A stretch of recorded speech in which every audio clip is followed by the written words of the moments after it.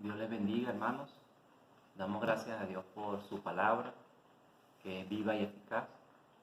Y queremos compartir este día un pasaje en 2 Corintios capítulo 7. Vamos a leer desde el versículo 2 hasta el final del capítulo. Dice así la palabra del Señor. Admitidnos, a nadie hemos agraviado, a nadie hemos corrompido, a nadie hemos engañado. No lo digo para condenaros, pues ya he dicho antes que estáis en nuestro corazón para morir y para vivir juntamente. Mucha franqueza tengo con vosotros, mucho me glorío con respecto de vosotros. Lleno estoy de consolación, sobreabundo de gozo en todas nuestras tribulaciones, porque de cierto, cuando vinimos a Macedonia, ningún reposo tuvo nuestro cuerpo, sino que en todo fuimos atribulados, de fuera conflictos, de dentro temores. Pero Dios, que consuela a los humildes, nos consoló con la venida de Tito, y no solo con su venida, sino también con la consolación con que él había sido consolado en cuanto a vosotros, haciéndonos saber vuestro gran afecto, vuestro llanto, vuestra solicitud por mí, de manera que me regocijé aún más, porque aunque os contristé con la carta, no me pesa, aunque entonces lo lamenté, porque veo que aquella carta, aunque por algún tiempo os contristó, ahora me gozo, no porque hayáis sido contristados, sino porque fuisteis contristados para arrepentimiento, porque habéis sido contristados según Dios, para que ninguna pérdida padecieseis por nuestra parte, porque la tristeza que es según Dios produce arrepentimiento para salvación, de que no hay que arrepentirse, pero la tristeza del mundo produce muerte. Porque he aquí esto mismo de que hayáis sido contristados según Dios. ¿Qué solicitud produjo en vosotros? ¿Qué defensa? ¿Qué indignación? ¿Qué temor? ¿Qué ardiente afecto? ¿Qué celo? ¿Y qué vindicación? En todo os habéis mostrado limpios en el asunto. Así que, aunque os escribí, no fue por causa del que cometió el agravio, ni por causa del que lo padeció, sino para que se os hiciese manifiesta nuestra solicitud que tenemos con vosotros delante de Dios. Por eso hemos sido consolados en vuestra consolación, pero mucho más nos gozamos por el gozo de Tito, que haya sido confortado su espíritu por todos vosotros. Pues si de algo me he gloriado con él respecto de vosotros, no he sido avergonzado, sino como en todo os hemos hablado con verdad, también nuestro gloriarnos con Tito resultó verdad. Y su cariño para con vosotros es aún más abundante cuando se acuerda de la obediencia de todos vosotros, de cómo lo recibisteis con temor y temblor. Me gozo de que en todo tengo confianza en vosotros. Señor, te damos gracias por tu palabra. Te rogamos en el nombre de Jesús que haga conforme a tu voluntad en la vida de cada uno de los hermanos y que tu nombre sea glorificado. En el nombre de Jesús te damos gracias. Amén. Damos gracias a Dios porque nos permite tener su palabra y en este proceso de establecimiento de iglesias, el apóstol Pablo escribe varias cartas a las iglesias. Sabemos que una de estas cartas a los Corintios se perdió y que solamente registramos 2 de estas cartas. También sabemos que el apóstol pasó situaciones muy conflictivas que hicieron que su ánimo muchas veces decayera, que tuviese momentos de tristeza, de dolor, pero él manifiesta que el Señor en su debilidad lo fortalecía y seguía adelante en el ministerio. Una de las cosas que muestra esta carta a los Corintios es la fragilidad del apóstol, su debilidad, su vulnerabilidad, pero también la fortaleza que le da el Señor para ministrar a su pueblo. En este contexto, hermanos, también podemos ver que la iglesia de Corinto es confrontada por el apóstol. Una de las cosas más difíciles que podemos pasar como cristianos es que nos confronten. Y hay muchas maneras de confrontar. A veces las circunstancias nos confrontan, una situación difícil, una enfermedad nos hace reflexionar, pero también Dios usa el liderazgo de la iglesia para confrontarnos. Y esto no necesariamente cae bien y tiene al principio, digamos, mucha receptividad. Sin embargo, nos dice la carta a los Corintios que al final un arrepentimiento genuino, producto de una confrontación hecha de acuerdo a la palabra de Dios y bajo la dirección y guía del Espíritu Santo, trae como consecuencia edificación, bendición. Entonces vamos a ir viendo algunas características de este arrepentimiento genuino que Dios exige en su palabra a su pueblo para la edificación de la iglesia. En primer lugar, dice el texto que debemos abrir nuestro corazón y ser honestos. En primer lugar, tenemos que ser honestos con Dios. Dios conoce nuestro corazón, sabe lo que hay en él y debemos compartir con el Señor lo que sentimos, lo que pensamos de manera sincera, de manera honesta. Pablo dice que abre su corazón y espera que los corintios también compartan lo que ellos piensan y sienten. Es muy difícil conversar con alguien que no dice lo que piensa y lo que siente. A veces estamos acostumbrados para llevarnos bien, para que las cosas, para no entorpecer la obra de Dios, en no confrontar a nuestros hermanos en amor. Y definitivamente esto no corresponde al Nuevo Testamento, sino más bien que vemos que las autoridades eclesiásticas confrontaban a la iglesia con sus pecados, con situaciones difíciles, para que hubiese entonces arrepentimiento y el Espíritu Santo iba haciendo la obra en cada uno de ellos. Entonces, en primer lugar, debemos abrir nuestro corazón. En segundo lugar, notamos que en este proceso de arrepentimiento, la confrontación que Dios hace produce tristeza e incomodidad. Este texto habla de diversos tipos de tristeza. Hay una tristeza del apóstol por el pecado y el desvío de la iglesia, los falsos maestros y por quienes desprestigiaban al apóstol. Hay otro tipo de tristeza que produce Pablo a los hermanos de Corinto cuando los confronta por el pecado. Y hay un tercer tipo de tristeza que dice el texto acerca del mundo. El mundo produce un tipo de tristeza que a su vez produce muerte. De tal manera que a ser confrontados por la palabra de Dios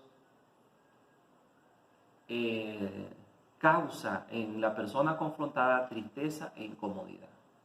La carta que había mandado Pablo anteriormente respecto a situaciones difíciles de pecado como inmoralidad sexual, como división en la iglesia y desorden en el culto, fueron duras. La segunda carta que no tenemos también, según entendemos, fue un lenguaje muy fuerte. Y definitivamente, teniendo personas dentro de la iglesia que eran líderes, que estaban en contra de Pablo, que hablaban mal de Pablo, de su ministerio, y que no consideraban su ministerio de parte de Dios, no era una situación fácil para el apóstol. Sin embargo, él aún en la distancia confía que el Espíritu Santo va a seguir guiando a la iglesia y que Jesucristo es el Señor de la iglesia, y él continúa confrontando a la iglesia con sus pecados y situaciones difíciles. La labor pastoral, o parte de la labor pastoral, consiste en confrontar a las personas con sus pecados. Eso a su vez trae como consecuencia también tristeza e incomodidad para el líder, para el pastor o para el maestro, para quien esté orientando.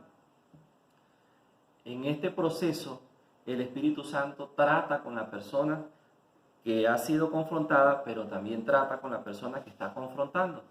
Y es una obra bien bonita que hace el Señor, porque al final la iglesia es la que es edificada, la iglesia de Jesucristo, que no es propiedad del apóstol, no es propiedad de los ancianos de la iglesia y no es propiedad de los maestros, pero que necesariamente hay que corregir cosas en la iglesia, y Pablo con claridad abre su corazón, es honesto y confronta. La otra característica del arrepentimiento genuino que Dios espera para edificación de la iglesia tiene que ver con lo que produce ese arrepentimiento. La palabra de Dios dice que este arrepentimiento produce consolación, produce gozo y produce salvación. Podemos ver que el Señor, al escribir a través del apóstol, dice que no quería causar tristeza en ellos, aunque si le causó tristeza para que ellos fueran mejores cristianos para arrepentimiento, entonces Él se goza. No se goza de la tristeza en sí, sino se goza de lo que produjo esa tristeza, ese contristar en ellos. Y en el versículo 11 dice, porque he aquí esto mismo de que hayáis sido contristados según Dios, qué solicitud produjo en vosotros, qué defensa, qué indignación, qué temor, qué ardiente afecto, qué celo y qué vindicación. En todo os habéis mostrado limpios en el asunto. De tal manera que cuando somos confrontados por el Señor y nos arrepentimos, esto produce consolación y gozo. También en el versículo 5 dice el apóstol, porque de cierto cuando vinimos a Macedonia, ningún reposo tuvo nuestro cuerpo, sino que en todos fuimos atribulados, de fuera conflictos, de dentro temores. Pero Dios, que consuela a los humildes, nos consoló con la venida de Tito, y no solo con su venida, sino también con la consolación con que él había sido consolado en cuanto a vosotros, haciéndonos saber vuestro gran afecto, vuestro llanto, vuestra solicitud por mí, de manera que me regocijé aún más.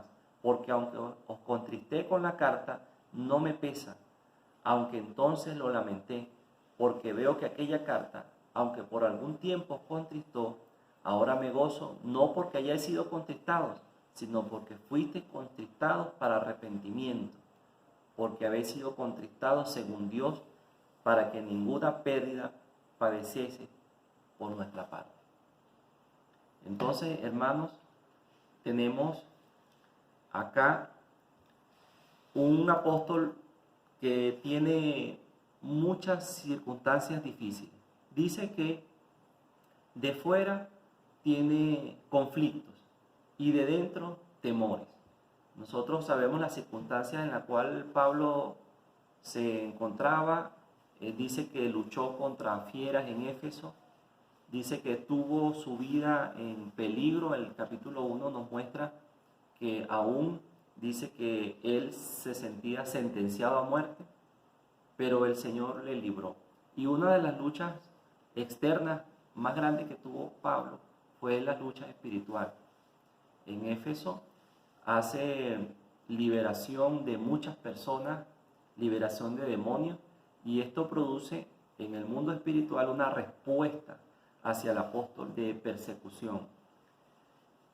Precisamente dice que en Éfeso liberó a unas personas de demonios, y además que las personas que practicaban magia hicieron una fogata enorme con todos los libros de magia, y esa suma de dinero de esos libros correspondía alrededor de lo que sería hoy como unos 6 a 8 millones de dólares. Cuando el evangelio impacta una ciudad, el mundo espiritual es conmovido, y todo lo que Satanás usa para tener atada a la gente deja esto, y esto produce entonces persecución al apóstol. Más adelante vemos que hubo una reunión del sindicato de los que hacían los templecillos de Diana, de plata justamente, que hace un alboroto en Éfeso, que causa que el apóstol salga de allí y causa la persecución también de otros hermanos. Entonces hay un conflicto planteado, hermanos, sobre todo en estos últimos tiempos, una lucha espiritual cada vez que predicamos el Evangelio, y tenemos que seguir orando unos por otros. Y otro asunto que Pablo tenía como dificultad eran los conflictos internos. Dice que tenía temores. Primero, sus propios temores de que la iglesia no avanzara, de que la iglesia no siguiera adelante. Los temores internos de la iglesia con respecto a los falsos maestros, con los pecados que no habían sido confrontados y que no habían superado los hermanos. Entonces, a pesar de los conflictos externos y los temores que podamos tener internamente, la iglesia sigue avanzando. Y una característica de los que siguen al Señor tiene que ver con la persecución y la tribulación. Y precisamente en el capítulo 11, versículo 23, Pablo confronta a esos supuestos ministros de Cristo que están en la iglesia haciendo mal, y dice: ¿son ministros de Cristo?, les pregunta. Como si estuviera loco hablo. Yo más. Él se compara con estos ministros, dice: en trabajos más abundantes, en azotes sin número, en cárceles, más en peligros de muerte muchas veces. De los judíos 5 veces he recibido 40 azotes menos 1. 3 veces he sido azotado con varas, 1 vez apedreado, 3 veces he padecido naufragios. 1 noche y 1 día he estado como náufrago en alta mar. En caminos muchas veces, en peligros de ríos, peligros de ladrones, peligros de los de mi nación, peligros de los gentiles, peligros en la ciudad, peligros en el desierto, peligros en el mar, peligros entre falsos maestros, en trabajo y fatiga, en muchos desvelos, en hambre y sed, en muchos ayunos, en frío y en desnudez. Y además de otras cosas, lo que sobre mí se agolpa cada día, la preocupación por todas las iglesias. Entonces, vemos un Pablo que abre su corazón y dice: estos son mis temores, estos son mis problemas.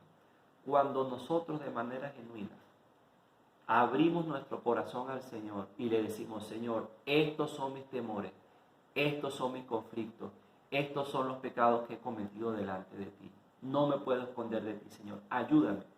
Podemos tener la seguridad, la confianza de que el Señor va a procesarnos a través de un arrepentimiento genuino que va a producir una edificación en mi vida, me va a ayudar a crecer, a no estancarme en cosas que no tienen sentido, a no hacer cosas por las ramas, ¿verdad? A no hacer cosas escondidos, a no hacer cosas dentro de la iglesia que causen daño a los demás, sino como dice la Biblia: si tengo un conflicto con un hermano, debo ir directamente al hermano, conversar con él, y allí se acabarían muchos de los problemas que tenemos en la iglesia si hiciéramos caso al Señor. Si el hermano no me presta atención, debo ir a una segunda instancia, y el Señor de esa manera nos va a ir sanando y nos va a ir ayudando.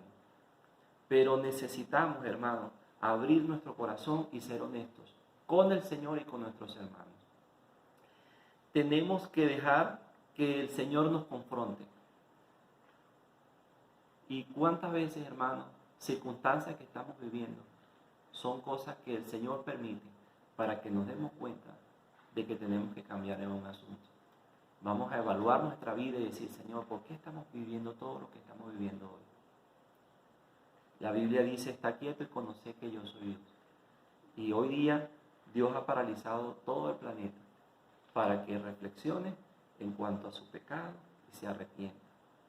Y así cada circunstancia que nos pasa tiene que ver con un propósito de Dios de confrontarnos para arrepentimiento, que causa tristeza, causa incomodidad, causa pesar, pero es para bendición, produce consolación, gozo y salvación. Que el Señor permita que nosotros, a pesar de las presiones que podamos tener, de la persecución, de las cosas que podamos vivir como cristianos al servir al Señor, podamos mantenernos firmes en su palabra, y que nosotros podamos también, en un proceso de sanidad de nuestra vida, de la iglesia, podamos ser sinceros, honestos con el Señor y con nuestros hermanos, para que la palabra de Dios se extienda. Y fíjense que el apóstol Pablo dice que él no ha agraviado a nadie y que no ha sido deshonesto. Que esa sea la marca del ministerio que nosotros desempeñamos para el Señor. Y que podamos esperar del Señor esa consolación que da el hecho de humillarnos ante su presencia y poder exaltar el nombre de Dios, que es un Dios de verdad, de justicia y de amor. Que el Señor nos bendiga, hermanos, y que Él produzca siempre en nosotros un arrepentimiento genuino para la edificación de la iglesia y que alabe al Señor.